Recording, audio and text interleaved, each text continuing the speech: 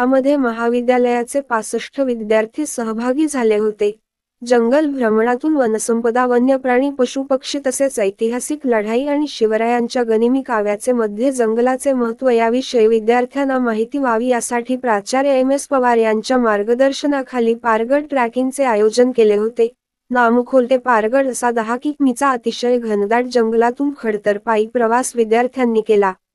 या जंगल सफारीमध्ये विविध प्रकारचे वन्यप्राणी, पशु पक्षी त्याचबरोबर विविध प्रकारच्या वनस्पतींचे निरीक्षण करण्यात आले. वृक्षतोड मोठ्या प्रमाणात होत असल्याने पर्यावरण संतुलन बिघडत चाललेले आहे. हा एक संदेश विद्यार्थ्यांना द्यायचा होता. जंगल नष्ट होत आहेत, त्यामुळे वन्यप्राण्यांच्या जीवाला धोका निर्माण झाला आहे. ते आता मानव वस्तीमध्ये येत आहेत. त्याची कारणे काय आहेत याचीही प्रचिती सर्वांना झाली पाहिजेत, हे या ट्रेकिंग मागचे कारण होते. यावेळी एनएसएस विभाग प्रमुख प्राध्यापक पाटील यांनी जैविक संपदा, वन्यप्राणीच्या पाऊक खुणा, प्राण्याच्या विष्ठेवरून प्राण्याची ओळख, पाणवटे याबाबत विद्यार्थ्यांना माहिती दिली. सुमारे 4 तास प्रवास करत शिवाजी महाराज, संभाजी महाराज, जय शिवाजी, जय जिजाऊ यांचा जयघोष करत विद्यार्थी परगडावर पोहोचले.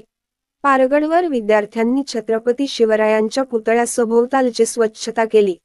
तसेच ज्येष्ठ इतिहास संशोधक डॉ. नंदकुमार गावडे यांनीही या मोहिमेमध्ये भाग घेऊन त्यांनी ऐतिहासिक पारगड किल्ल्याचे महत्त्व विविध संदर्भाचे दाखले देत विद्यार्थ्यांना सांगितले. या मोहिमेत डॉ. के. दळवी, मोहन घोळसे, संदीप पाटील, संदीप मुंगारे, महादेव गावडे, कणसे सामील झाले होते.